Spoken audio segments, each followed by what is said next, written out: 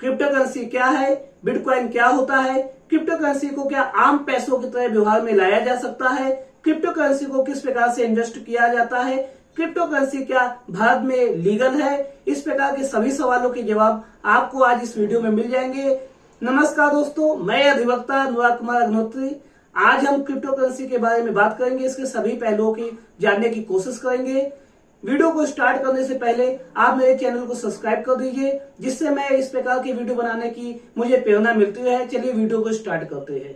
समझते हैं crypto currency क्या है। क्रिप्टो करेंसी एक डिजिटल करेंसी है, ये फिजिकल नहीं होती, इसको छुआ नहीं जा सकता। क्रिप्टो करेंसी सेंट्रलाइज ना होके डिसेंट्रलाइज होती है। सेंट्रलाइज करेंसी और डिसेंट्रलाइज करेंसी में क्या अंतर है, ये समझते हैं। सेंट्रलाइज करेंसी और डिसेंट्रलाइज करेंसी क्या होती है, इसमें क्या अंतर होता है। सेंट्रलाइज करेंसी जिसे गवर्नमेंट कंट्रोल करती है, गवर्नमेंट इसे छाप सकती है, इसमें बदलाव कर सकती है। जिस प्रकार से इंडिया में 1000 के नोट बंद कर दिए गए और 2000 के नए नोट चालू कर दिए गए, लेकिन डिसेंट्रलाइज करेंसी पर कंट्रोल नहीं होता है किसी भी व्यक्ति या गवर्नमेंट का, यह सीमित होती है। जैसे कि बिटकॉइन क्रिप्टो करेंसी, केवल इसको बनाने वाले ने 21 मिलियन क्रिप्टो करेंसी बनाए, जो अभी तक आज तक मार्केट में है। गवर्नमेंट द्वारा करेंसी को छापने से जुड़ा हुआ एक आपको किस्सा सुनाते हैं। जिम्बाब्वे की गवर्नमेंट ने यह सोचा कि क्यों ना अधिक मात्रा में उस अपनी करेंसी को छाप दिया जाए, जिसके बाद उन्होंने ऐसा ही किया। अधिक मात्रा में करेंसी को छाप कर लोगों तक पहुंचा दिया गया, जिसके बाद लोग इस प्रकार की करेंसी पाने के बाद अमीर हो गए, उनके पास पैसों की कमी नहीं रह गई। वह अपनी आवश्यकता की चीजों को आसानी से खरीद सकते थे, अन्य चीजों को खरीद सकते थे। लेकिन इसकी वजह से एक समस्या उत्पन्न हो गई, क्योंकि अब डिमांड बढ़ गई थी, सप्लाई में कमी हो गई थी, क्योंकि सभी लोगों के पास पैसा था और सभी लोग चीजों को खरीदना चाहते थे, जिसकी वजह से डिमांड में बढ़ोतरी हो गई और सप्लाई में कमी हो गई, और उसकी वजह से महंगाई भी अपनी चरम सीमा पे पहुंच गई, जिसकी वजह से जिम्बाब्वे की अर्थव्यवस्था चौपट हो गई। लेकिन क्रिप्टो करेंसी के साथ ऐसा नहीं है। क्रिप्टो करेंसी को पर किसी का कंट्रोल नहीं है, यह सीमित मात्रा में होती है। चलिए बिटकॉइन के माध्यम से हम क्रिप्टो करेंसी को समझने की कोशिश करते हैं। अक्टूबर 2008 में सतोशी नाकामोटो नाम के एक व्यक्ति ने एक डॉक्यूमेंट पब्लिश किया, जिसमें यह सजेस्ट किया गया कि किस प्रकार से करंट बैंकिंग सिस्टम को हम बिटकॉइन के जरिए रिप्लेस कर सकते हैं। सतोशी नाकामोटो ने 21 मिलियन बिटकॉइन जारी किए, यानी कि 2 करोड़ 10 लाख बिटकॉइन जारी किए। जिसके बाद जो भी व्यक्ति बिटकॉइन को खरीदता है तो उसके कंप्यूटर में एक स्पेसिफिक बिटकॉइन एड्रेस जनरेट हो जाता है, और जो व्यक्ति इसको बिटकॉइन को बेचता है तो उसके कंप्यूटर में भी एक स्पेसिफिक बिटकॉइन एड्रेस जनरेट हो जाता है। यह सब डिजिटल होता है, इसका ट्रांसफर सब डिजिटल फॉर्म में होता है। बिटकॉइन स्टार्टिंग में जब आया था तो वह केवल एकमात्र था, लेकिन आज इथेरियम, रिपल को मिलाकर 19,000 से अधिक भी बिटकॉइन इस समय मार्केट में आ चुके हैं।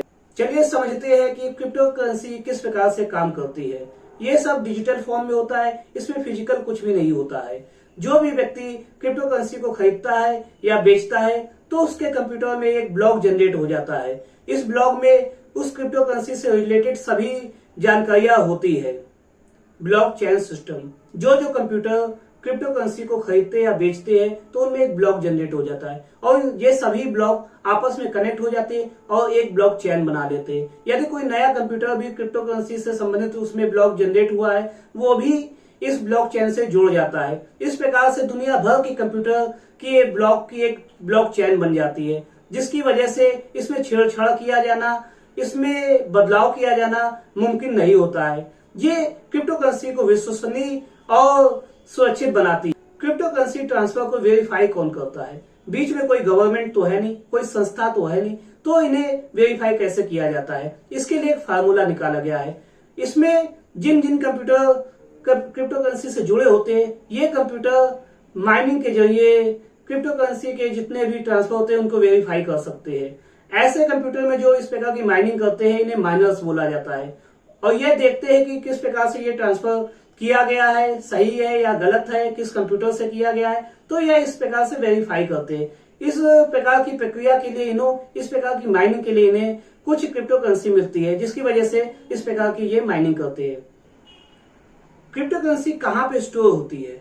इसको स्टोर करने के लिए वॉलेट होते हैं। वॉलेट में क्रिप्टो करेंसी से संबंधित सभी चीजें सेव की जाती है, स्टोर की जाती है। जिन जिन व्यक्ति के क्रिप्टो करेंसी इस प्रकार के वॉलेट में स्टोर होती है, उनके यूजर नेम होते हैं, उनके पर्सनल पासवर्ड दिए जाते हैं। ये बहुत महत्वपूर्ण होते हैं, इन्हें संभाल के रखना चाहिए। और इस प्रकार से क्रिप्टो करेंसी एक वॉलेट के माध्यम से स्टोर की जाती है। ये वॉलेट किसी भी कंप्यूटर, लैपटॉप या मोबाइल में या किसी एक्सटर्नल डिवाइस जैसे हार्ड डिस्क में भी स्टोर किए जा सकते हैं। क्रिप्टो करेंसी से जुड़ी हुई महत्वपूर्ण बातें समझते हैं। क्रिप्टो करेंसी में किया गया ट्रांजैक्शन एक बार किया जाने के बाद वापस नहीं होता। क्रिप्टो करेंसी से किया गया ट्रांजैक्शन का बना हुआ ब्लॉकचेन में जाके जुड़ जाता है। क्रिप्टो करेंसी में किसी भी प्रकार की छेड़छाड़ या बदलाव आसानी से नहीं किया जा सकता है। क्रिप्टो करेंसी जो ब्लॉकचेन का हिस्सा होती है, यदि कोई नया ब्लॉक आता है तो सभी कंप्यूटर्स को इसके विषय में जानकारी हो जाती है। सभी कंप्यूटर क्रिप्टो करेंसी से जो जुड़े होते हैं इसके विषय में जान सकते हैं, पुराने रिकॉर्ड देख सकते हो और नए आने वाले कंप्यूटर के विषय में भी जान सकते हैं। क्या क्रिप्टो करेंसी भारत में लीगल है? 4 मार्च 2020 से पहले क्रिप्टो करेंसी भारत में लीगल नहीं थी, लेकिन 4 मार्च 2020 को सुप्रीम कोर्ट के द्वारा एक आदेश पारित किया गया, जो कि internet and mobile association of India versus reserve bank of India के बीच का था, जिसमें क्रिप्टो करेंसी को भारत में भी लीगल टेंडर बना दिया गया। अब क्रिप्टो करेंसी को भारत में इन्वेस्ट कर सकते हैं, इसमें होल्ड कर सकते हैं और इनके ट्रेडिंग कर सकते हैं, लेकिन इसे आम रुपए की तरह व्यवहार में नहीं रख सकते। आप ये नहीं कह सकते कि किसी भी दुकान में जाके कि ये क्रिप्टो करेंसी ले लीजिए, मुझे कोई सामान दे दीजिए।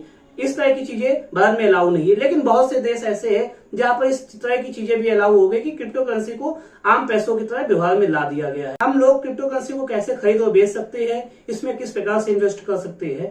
क्रिप्टो करेंसी को खरीदने और बेचने के लिए, इन्वेस्ट करने के लिए इस समय मार्केट में कई सारी ऐप आ चुकी है, जिनके माध्यम से आप क्रिप्टो करेंसी में इन्वेस्ट कर सकते हैं, उसको होल्ड कर सकते हैं और उसकी ट्रेडिंग कर सकते हैं। इन ऐपों में कुछ कमीशन काटा जाता है इस प्रकार की ट्रेडिंग के लिए, जो हमें यह सुविधा प्रदान करती है।